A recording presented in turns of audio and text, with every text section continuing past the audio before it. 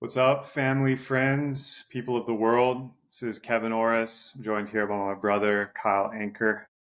And we're going to pick up where we left off on our first talk about sovereignty and what does it mean for men, women living in this crazy end of the world, postmodern era that we find ourselves in. Um, we touched on some really interesting topics last time. Basically, in the apocalypse, the great revealing in Greek. Does the end of the world necessitate like people, just like the masses, reclaiming their sovereignty? And we kind of define sovereignty, what it means for us, taking self-responsibility, being aware and activated by village dynamics, men and women in polarity, the family, versus external authorities, right? Who are just handing down propaganda, conditioning, mind control, and how that actually shifts the entire world.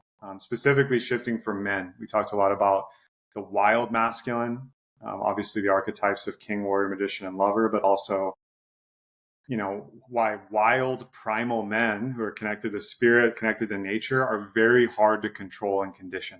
And this has kind of been the story of history, is empires or people who'd like to have things their way using a domineering or authoritarian control style. They have to go after the men, the many warrior cultures or mythic wisdom traditions, because without those men subjugated, you can't actually roll out your systems of control. Yeah, yeah. Focusing more on the men here. And, you mentioned connection to spirit, and I'm thinking a lot about these days, the connection to soul. And the conversation about soul has been so deeply intertwined, I'm noticing, with like the shadow work, right? And that's been a popular term being bandied about quite a bit in communities these days. And I think for good reason, because when you start to excavate and go to the bottom of this lake of the subconscious, which has been made really apparent in the Iron John mythology, that's where the wild man is, at the bottom of this lake in the story, but it's the bottom of our lake. This is where we connect to what we call soul. And I love the way Bill Plotkin writes about it, because he's the one, for me, who the direct connection between soul and shadow work, like soul crafting. And it's when we get in touch with this wild essence, which is soul. You could also call it spirit, the self. I think these are interchangeable. So for some Holy Spirit, then you start to really excavate your essence and figure out from there like what it is you're here to do. Because unless we're connected to like our unique signature of consciousness, which again I believe is the soul, then we have something to move through life from. And it's from there that we begin to get clear and create the containers within ourselves to begin to explore purpose, mission, find our service. And like this is what sovereignty necessitates. So I think for me, in these past conversations, it's like, oh, let's get back to reconnecting. We talked about this first. The men have to reconnect to themselves first. They got to connect to their soul, this wild spirit. Yeah. This is the hierarchy of being, or you could call it ontology in philosophy. It's basically, is there a hierarchy of being, right? Do you believe in spirit, soul, God, creator, whatever, Shiva, Sati, pick your version of it. If that exists, then that sits on top of the hierarchy of being. Now, modern people, and this is kind of the tragedy of the West, the West used to be extremely pagan. Everything was spirit and animism and deities and nature. And then, gradually through Greece and Rome and then the Christian, invasion of many of these cultures, that got taken away. And then we got to science and the age of reason. And now we've lived in a world that's been sucked dry of spirit. Everything's based on science, and which is its own religion and cult, data, and utilitarian value, right? So a lot of the modern world, especially men, if you're not connected up to God, creator, soul, your own experience of spirit, which is very personal, it's extremely hard to be self-sourced and guided or sovereign. Back to sovereignty. If you don't believe in your own, immortal spirit or being, like your deep heart desire and knowing, if you're disconnected from that for whatever reason, you'll just take any purpose or plan that's put in front of you. And that's a lot of modern people right there. That's why it looks like freedom. Like I can hook up with whoever I want. I can have any job I want. I can do whatever I want, have all these pleasures. But they're actually in this like golden cage. It's almost like slavery because they don't have a self-sourcing. And so they can't be sovereign by definition because there's nothing guiding them.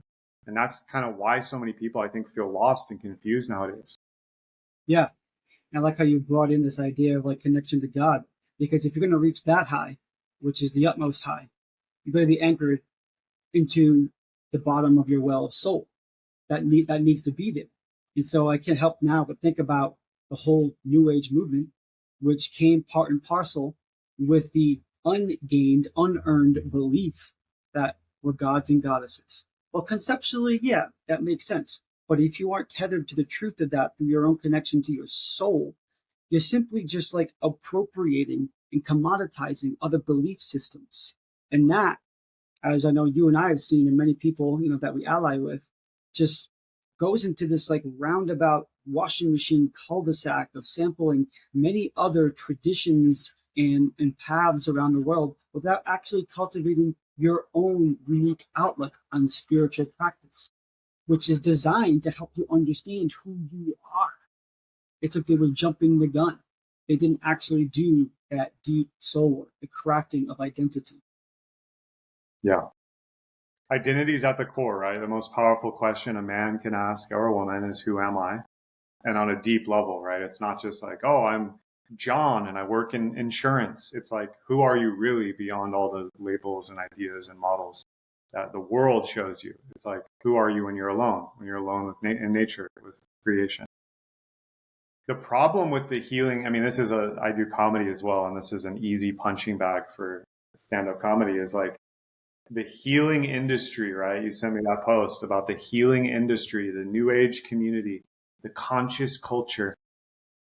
Its problem is, number one, the West doesn't have connection to its rooted spiritual tradition, which is rooted in paganism, polytheism, animism.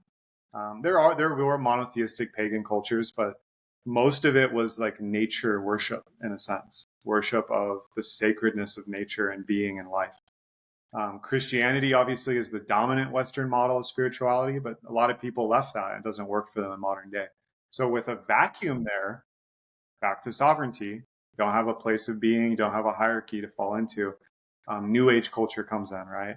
Try this psychedelic, become polyamorous, channel aliens. Oh, you're actually a god and a goddess. It fills the void and it feels really good at first. I'm guilty myself. I've been through it. I'm not throwing the baby out with the bathwater. There's a lot of value in New Age culture because it is syncretic in the sense that it's combining Western and Eastern religion and like animistic religion with all this other stuff. But it also is out of control. It's bought 100%. and sold. It's commoditized and like very like capitalized, which, fair enough. People value healing. They value wellness and health. So of course they're going to spend money on it. But that's become predatory for some people who are out of integrity, as we know. There's many out there being exposed these days.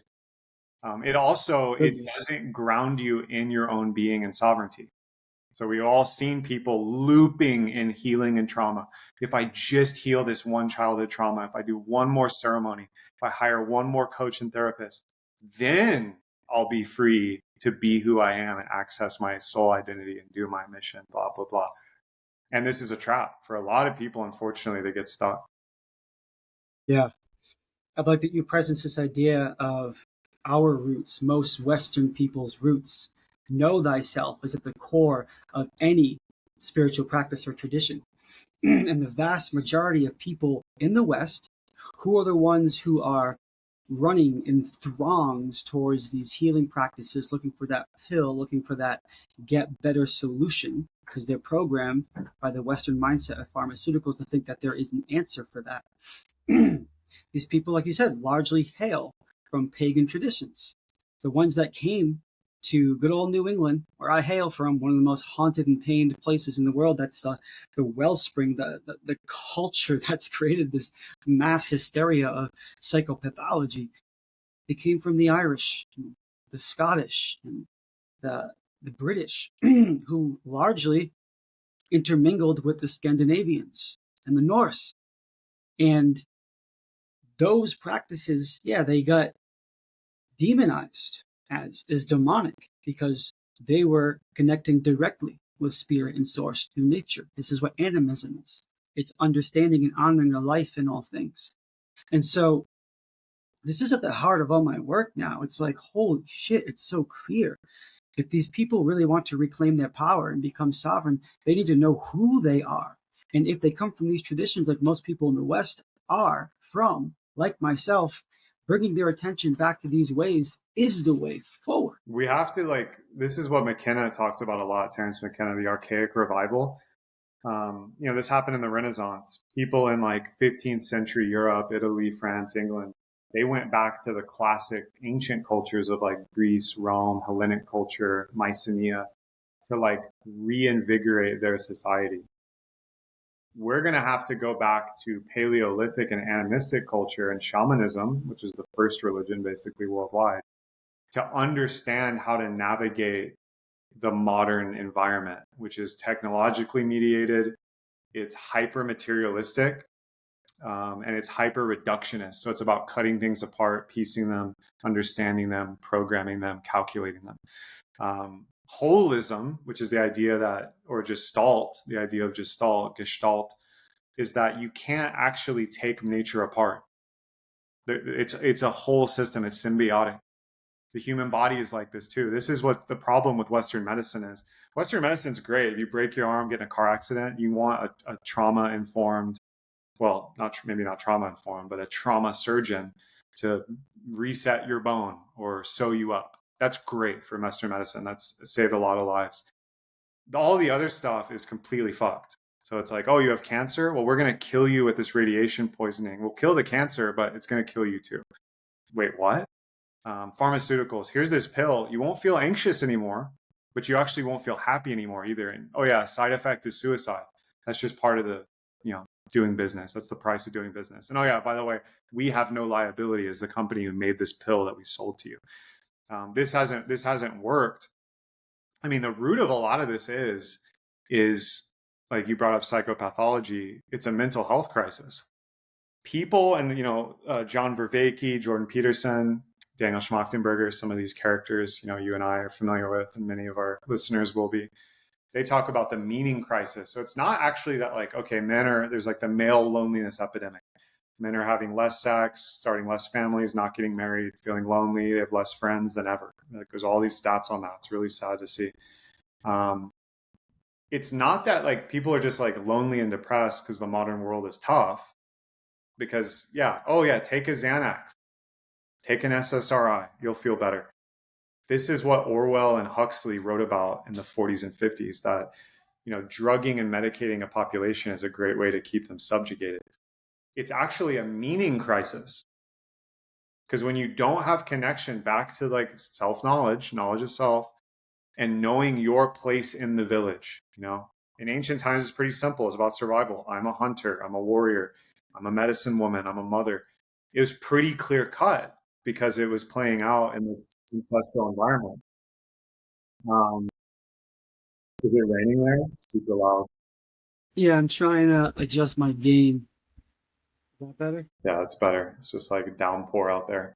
You're reading my mind right now about this meaning bit, because as soon as you mention meaning, I'm like, let's ask that question. Anyone other than a son or a father or an employee, like, are you a member of any community organizations? Like, are you someone who's noted for your craft? Are you just working for somebody? Like Kevin was saying, back when we were in villages, in these homogenous dynamics, full, rife, just plenty with meaning. You're the hunter, you're the blacksmith, you're the medicine man or woman. You had a role that helped you understand who you were. It was connected to your family bloodline, and it gave you meaning because the people you were serving were your family and your community. It was very clear. And, you want to correlate this, but it's highly correlated. They had deep connection and practice in prayer. They were praying And this is different than in manifesting. This kind of goes back to the New Age thing. Again, they just like hop, skip, and jump straight to manifestation. It doesn't work that way. Your prayers, your wishes for yourself and your community have to come through connection to a higher power, which needs to be rooted in your soul and understanding, in your meaning and your identity. And then when you pray that way, then things manifest.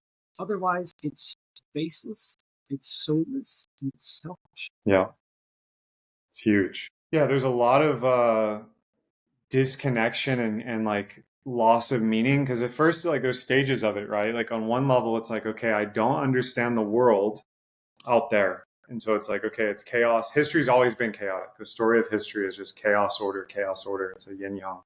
That's not going to stop, probably. It's going to continue. So that's level one. And most people, I think, look at that. Oh, Donald Trump, and Canada just had an election, and like politics and the media. It's like, oh, this is chaos. Like, what's going on? But then it goes deeper. Because people are more isolated, they're not in the village like you're talking about. They don't have mirrors or feedback from people that are really close in their life that understand them deeply. They're at home alone, scrolling the internet, on dating apps, ordering Uber Eats, pornography. Yeah, porn, drinking alcohol, smoking weed, go to work, eat, sleep, repeat, So then the meaning crisis becomes internal, because it's like, what am I doing? Am I making a difference in the world? Am I able to have deep connections with the opposite sex and be in love? And do I have connections with the same sex? Do I have strong brothers around me as a man? Do I have women that love me as a woman, that understand me?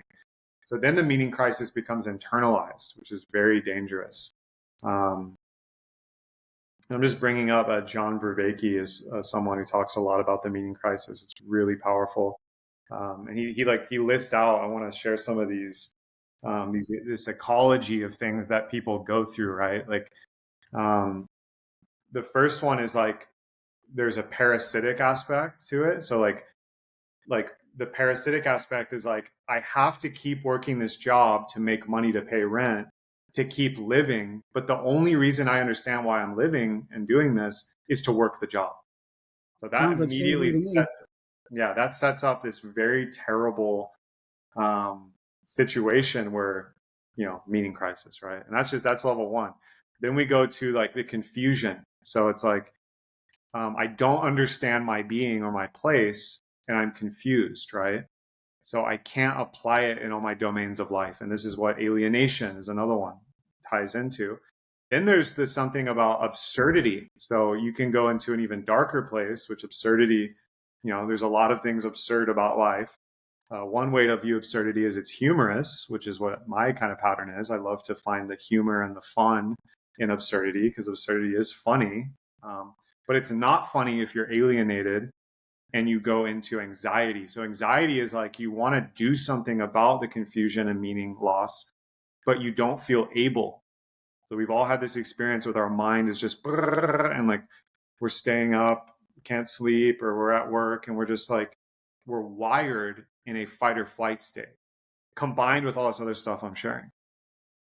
And that cocktail together is very dangerous. And it doesn't just affect like, oh, like single men are anxious and alienated, or women, who don't find, whatever satisfaction with their job or being a mother.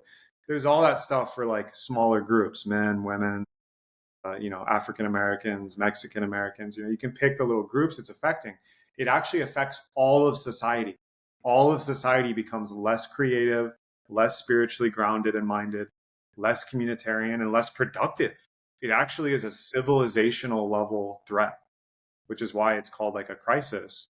And there's more thinkers. Vervaeke is just one that's really gone deeply into it, but it's pretty intense when you look at the full picture. When we lack meaning to that degree, and we find ourselves living in this automatonic state like Groundhog's Day with Bill Murray, just rinsing and repeating for need to provide in the most mechanical and material way, there's no freedom in that.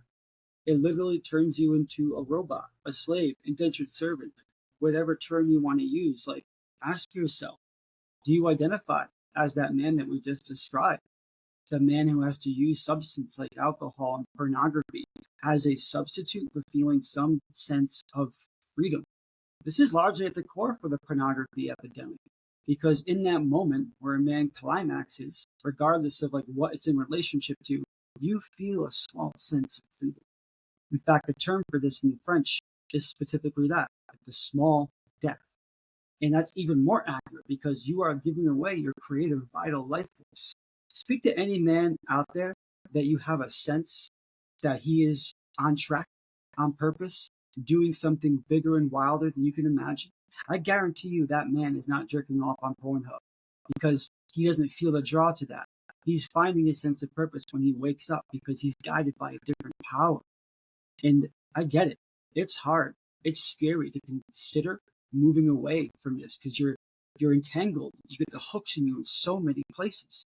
And then you got a mortgage to pay, family to take care of, and parents who are dying, and you're not even near. You got to make time to go see them with what money and time. And so if you identify with anything that we've mentioned, like it's worthwhile sitting back and asking yourself the question, like, who am I? And what gives me meaning? Do I actually feel free in this world? And if not, what am I doing to help create that in some synthetic way? Pharmaceuticals sure as hell do it. In fact, they numb your sense of willpower and desire to even create this. They allow the powers that be and these hooks in you to stay deep and not feel like there's anything wrong because they're addressing symptoms. They're addressing symptoms. They're not curing anything. The cure, the panacea, if there is one, is exactly what we're talking about. Yeah. I mean, it's a pretty daunting question. And like, to be clear, like, I don't feel like I have it figured out. Like, I'm still in my own meaning crisis, finding meaning and purpose. And it's an ongoing thing. Like, anyone who tells you they've figured it out doesn't really know, you know. The eternal Tao that can be spoken is not the eternal Tao, right? It's like, it's a catch-22.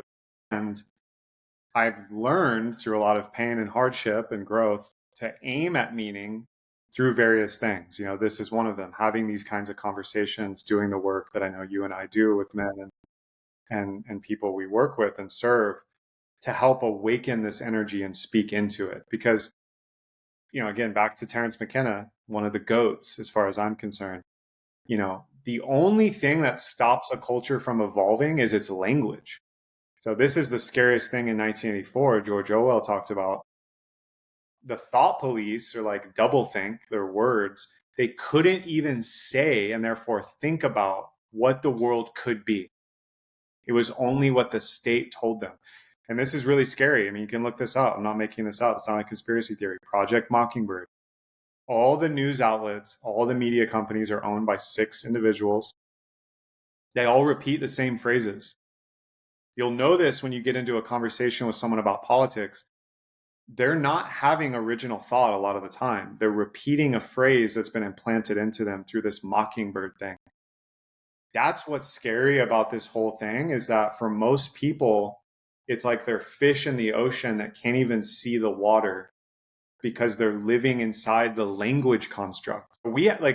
Just imagine like people, you know, like the pioneers in America, like you said, the colonists that came to New England, or the colonists and pioneers that went west and founded Texas and California. They had immense meaning because they were literally exploring and discovering new lands and creating a future for their family, their nation, their people, their tribe, whatever. That was a time of discovery and great meaning because it was literally life or death. And they were escaping, you know, many of them, servitude and oppression and blah, blah, blah. And this is a story that plays out throughout history.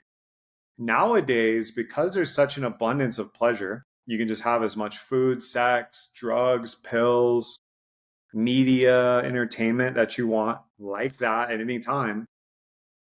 This goes into the hero's journey.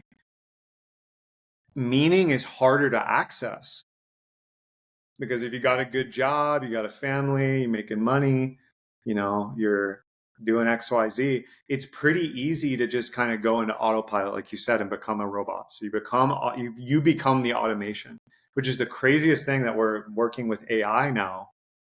But people are the AI. They're just doing repetitive tasks to keep on living. And what are they doing living? Doing repetitive tasks. It's a very vicious cycle that we find ourselves in the modern world. Now, there are people, I'd count us among them, who are trying to look past the way things are to what could be. How can we reawaken the village?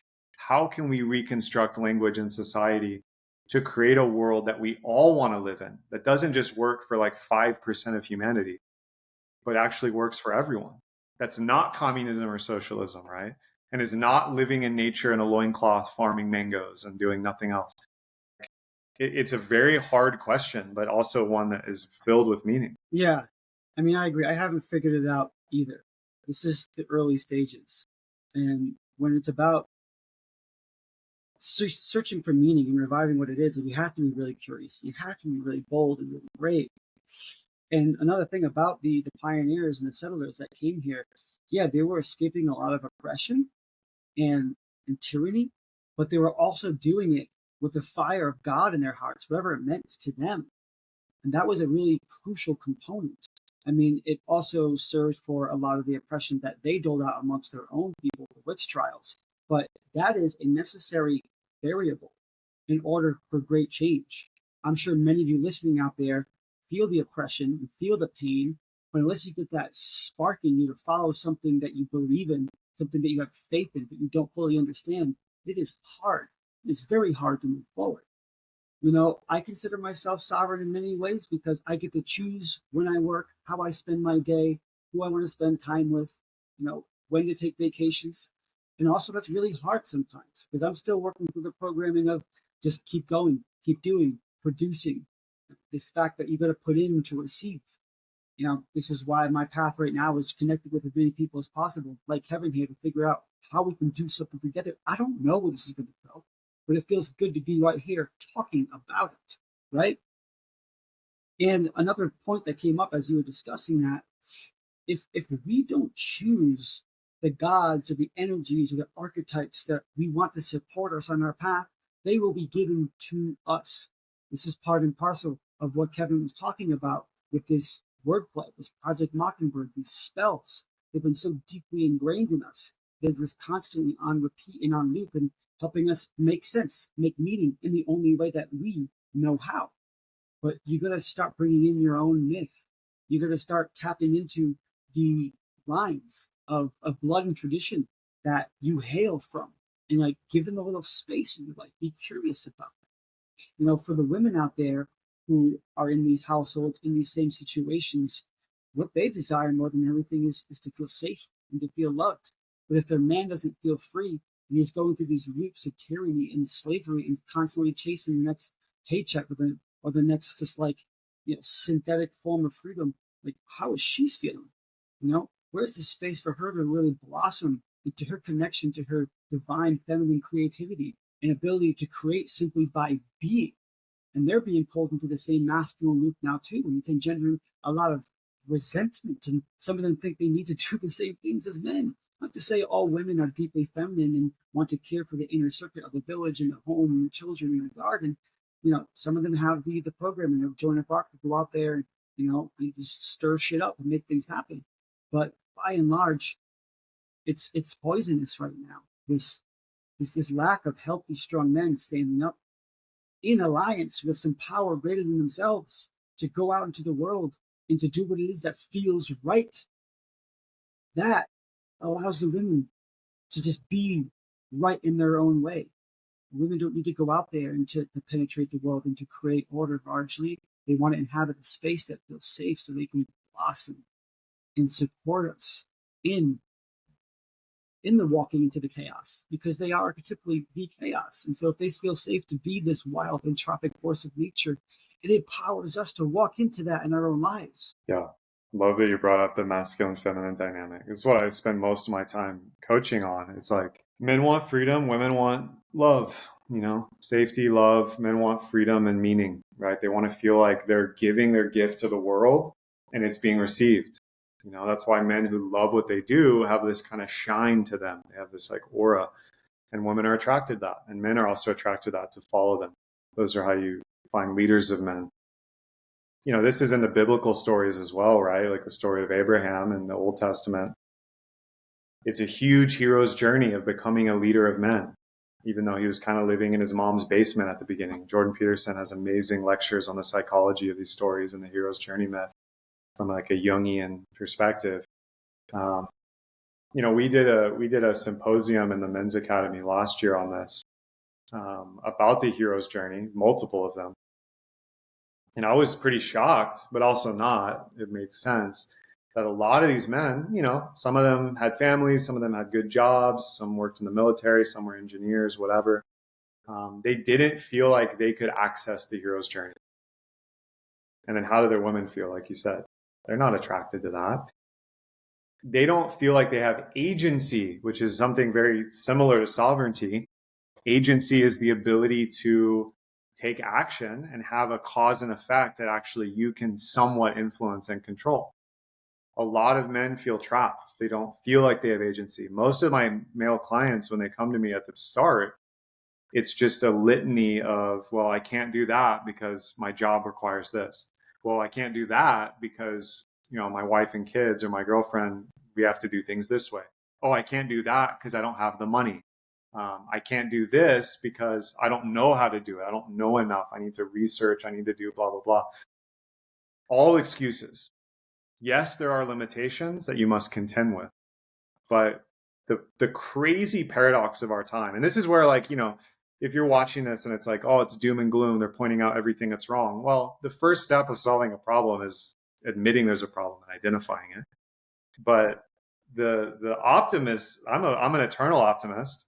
Optimist in Latin means the best. It doesn't mean like, oh, the best way to do it in one way. It means the best. Optimist, it's like the best possible way.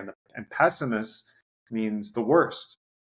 So being a pessimist and thinking the world's fucked, you're choosing the worst possible option, and you actually don't have enough data to make that conclusion, by the way.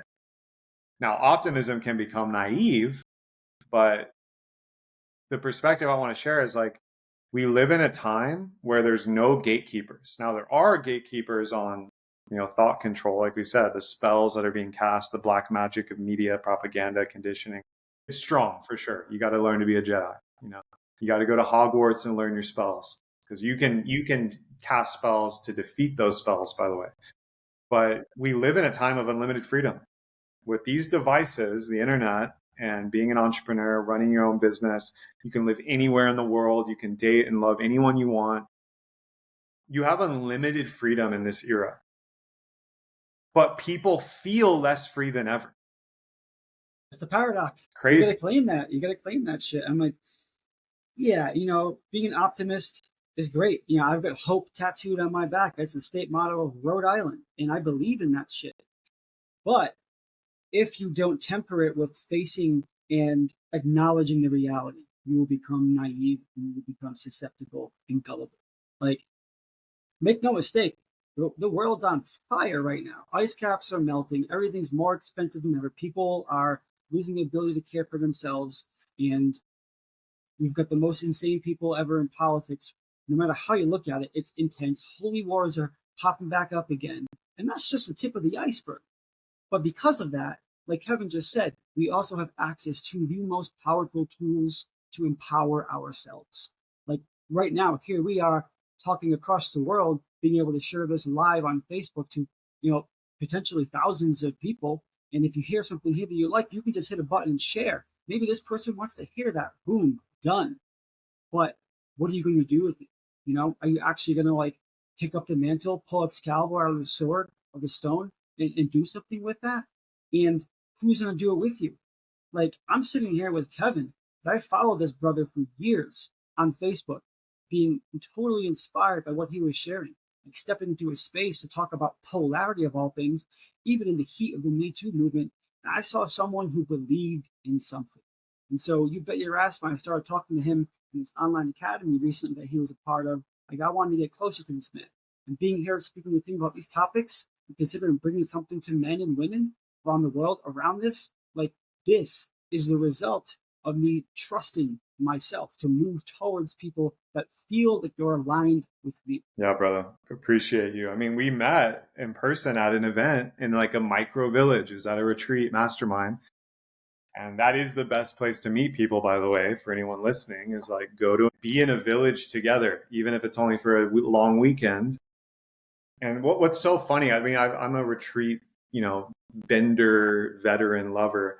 I've facilitated dozens of retreats in my day, and I've attended more. I love them. Now, what's really interesting, and I used to be part of a community called International Tribe Design, about designing tribes. That's where I kind of cut my teeth, I guess 10 years ago, going to retreats. What you find is people from all over the world will meet up in Costa Rica, in Mexico, in Europe, in Austin, whatever. And instantly there's some ice breaking, there's some awkwardness, trauma comes up, conflict, all of it. But people just settle into a community dynamic effortlessly. There's no way to, you don't have to teach them it. You don't have to remind them. It's our natural state. It's unnatural to isolate and be like onto the phone all the time and completely mentally drained. That's unnatural, which is why it takes energy to do that and maintain it. What's completely natural is to be sovereign, have agency, have other people you trust that are also sovereign and have agency, and to solve complex problems and create a better world together for your children. That's the human way. We've been doing it for a million years, and we're going to do it a million more. Now, is that under siege? Is it under threat? Potentially. There's people in the world right now, which, evil is real. I think evil, like, it's not just, oh, there's no such thing as evil. It's just people doing, no, there's like demons walking the earth right now. Totally. That don't want that to happen because they know as soon as that happens, it's game over for their little plans, right? It's like the Sith, like, good, make them isolated. They understand that as soon as the Jedi get organized, it's game over because we outnumber them 1,000 to 1, million to 1.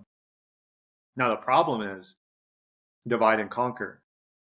Races are at each other's throats. Like you said, yeah, I mean, fucking Iran and Israel and Hamas and like what's going on in the Middle East is very concerning because these old holy wars and tribal blood feuds are reemerging right now. And shit like that is what's going to stop the good guys from getting their shit together and organizing.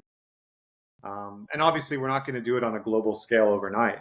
You got to do it in your local community with your people. And that's the first step. I always tell people, whether you want to date and have amazing experiences with intimacy, whether you want to start a business, whether you're lonely, step one is find the others.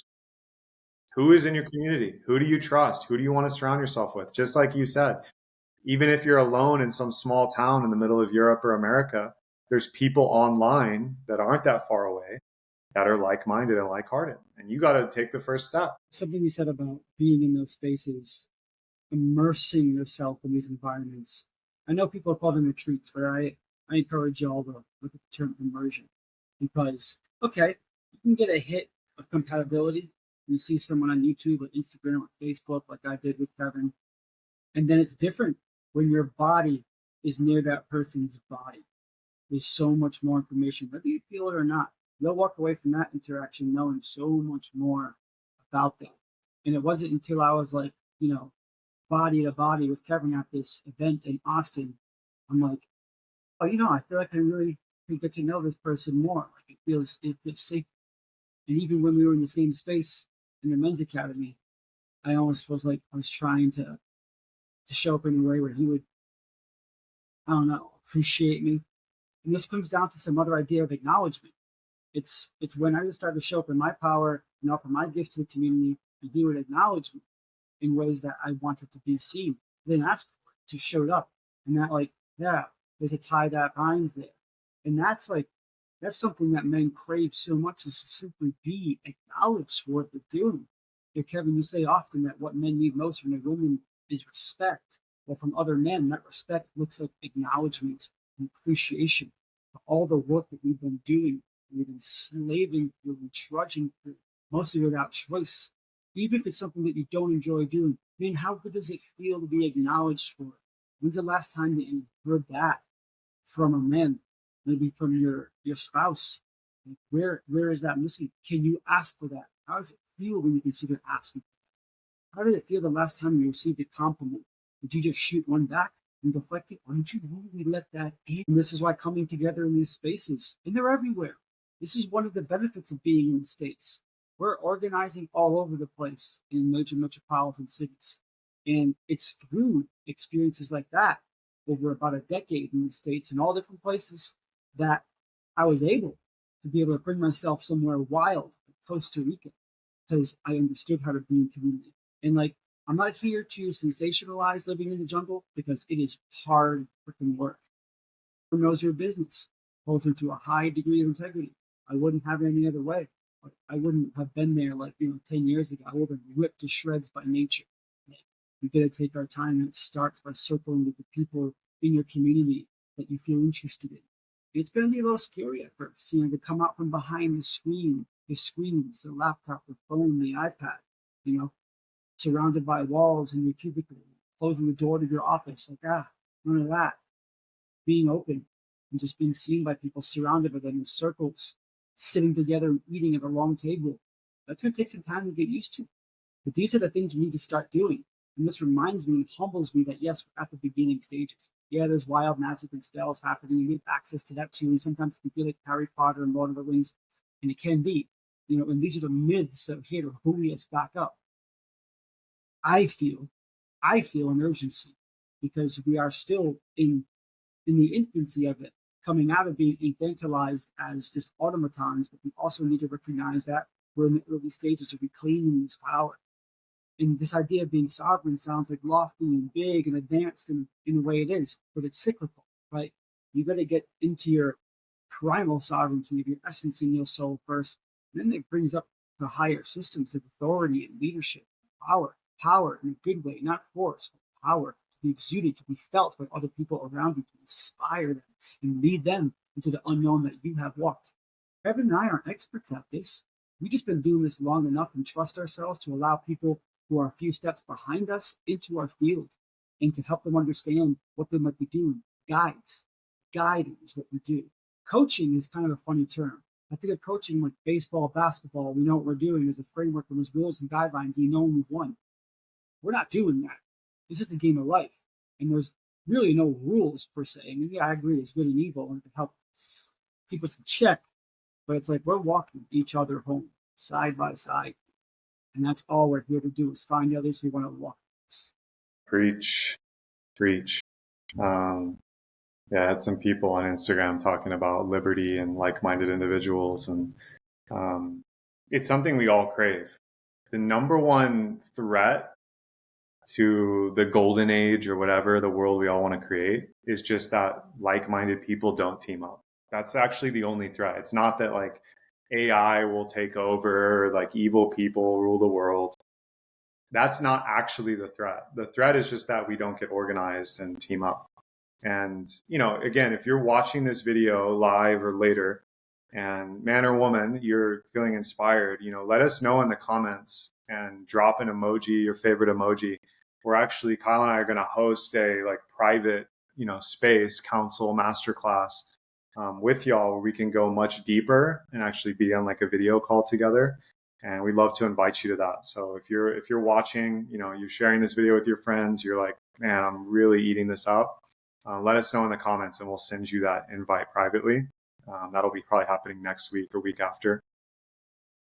That is the sign of the times, though, is that if you're not resourced in some kind of village, it can be like 2 or 3 people that are really close to you. I mean, I just had a discovery call today with a few people, and it's like, okay, you want to date high quality men or women, you want to do this and that. Okay, who's your community? Oh, I don't have one. Well, that's step one. You're not going to change the world and create some grandiose vision. You're not going to find the one and have a family and live happily ever after if you don't have community. So that's always where things start.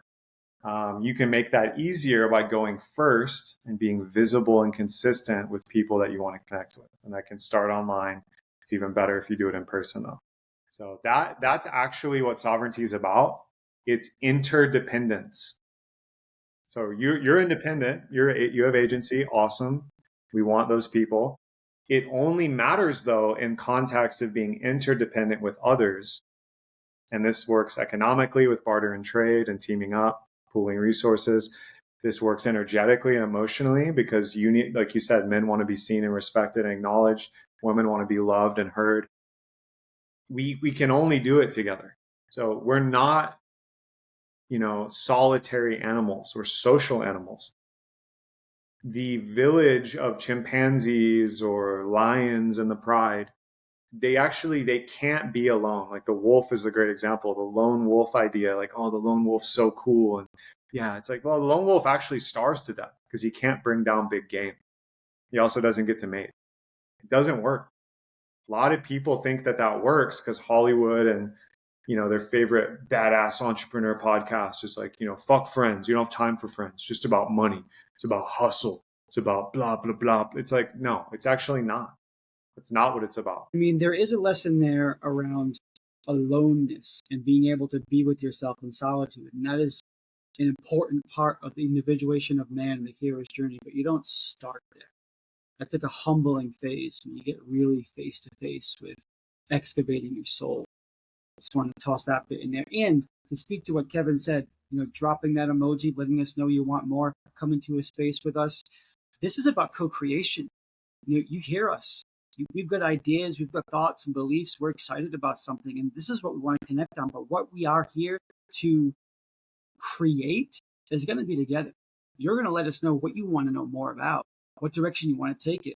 And we're just going to pull out the salvo of spirit and wisdom and tools that we have collected into a format that's going to help the people who are showing up to walk with us and to learn from each other too. This isn't us saying, okay, come sit around a table. We're going to be up here in our thrones and like spewing shit at you. That's part of the problem. We're going to sit in a circle and listen to each other and figure out what it is, this particular community that's feeling the call to come and respond and work with this energy that we're bringing here and build that. Is that what you want to be a part of? You want to help create something? You want to help create your community? This is what we're doing. Yeah. It's a good word, brother. And this feels like a good stopping place, but this stuff, the good news about this stuff, like I said earlier, is that it's just remembering. Your DNA and ancestors and bones have done this for a long time. You don't need to go to a seminar and relearn all this shit. Yeah, you might need to invest to gain skills or get access to knowledge, resources, blah, blah, blah. But the village dynamic, becoming sovereign and interdependent with other like-minded people that you want to build dope shit with, it's the oldest trick in the book for human beings. We've been doing it forever. We're masters of it. Now, to master it, yeah, you got to put in your 10,000 hours or whatever, but I don't think I'm a master. I've put in several thousand hours, and I think it gets so much easier because it does feel, like you said, like we're walking each other home. It's like coming home. Your nervous system, your mindset, your financial outcomes, your intimacy outcomes, everything gets better. When you move that one piece on the board, all the other pieces reorganize around it. And it's like you've come out of the matrix, right? You come out of the goop pod and unplug yourself. And you're just like, whoa, everything's in color. You feel more, you feel the rain, the breeze. Everything in life becomes enhanced when you unplug from the fake simulacrum simulation matrix. There's actually the good matrix, matrix, it's the mother. Nature is the matrix, the actual matrix in the good sense. The fake one, though, the synthetic one that a lot of people are being sucked into, we're going to see some crazy shit while we're alive. People are going to become addicted to AI girlfriends. People are going to be Neuralink chipped in their brain and be on the internet, blinking their eyes, scrolling. And it's going to get fucking weird, soon. This shit's happening. Elon Musk, I think he's doing some good things. He's also doing some batshit crazy things with Neuralink and stuff. We're going to see weird shit, and technology is going to be a big part of it. But again, the good news is nature, humans cohabitating, co-regulating, co-working. Most powerful force known to man. Nature wants it. So life itself is supporting us. The wind is at our back in our sails. Mm-hmm. But it is about choosing it, which that's kind of the full circle here in this conversation, is choosing sovereignty, choosing a hard path, taking the hero's journey. Yeah, it's not for the faint of heart. It's going to be challenging. especially the most challenging, painful part is losing friends and family along the way who aren't on the journey. And you don't actually lose them. It's just you'll reveal yourself and so will they. And you may not be on the same path. And that's okay. You'll gain a new relationship with them when you release your inhibitions and feel the rain on your skin. Go. I mean, yeah, y'all. Come join the Wild Sovereign Mystery School. We're here to build this together and help us walk into this crazy, wild, zany world that's just getting more interesting and zany every passing day. You know, we're stronger together. That's really the point of it. We need to band up. This is the whole core of it all, is that we're separated. And we're all so damn powerful. Things we could do, we're together, move mountains, man. Create new myths, bedrock, stone by stone. There it is. Awesome, brother. Really appreciate our talks as always. Again, if you're watching this live or you're going to watch it later, let us know in the comments what you thought. Drop an emoji of your choice if you want the invite to our private little council we're going to run. And yeah, share this video or tag someone if this was beneficial to you and you're like, that part, this, like, yes, more of that. Let's put into practice immediately what we're sharing. Thanks, Kevin.